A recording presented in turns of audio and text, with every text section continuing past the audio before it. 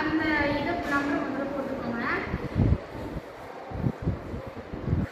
By இங்கே 4.5 இருக்கா, நம்ம போட்டுக்கிறோம். இப்போ ரெண்டுத்தையும் நம்ம 10ஆல் இது பண்ணால் தான் ஆன்சர் வரும்.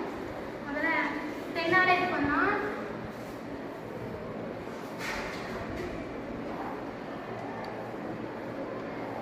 ஒரு 0 வரும். இங்கே புள்ளி இருக்குல்ல, இது 45 ஆகிடும். இப்போ 9ஆல் 9 5 வந்து 45. இப்போ வந்து 9 2s are 18. 9 2s are 18. அதனால 2 போட்டுக்கலாம். ஓகேயா? 5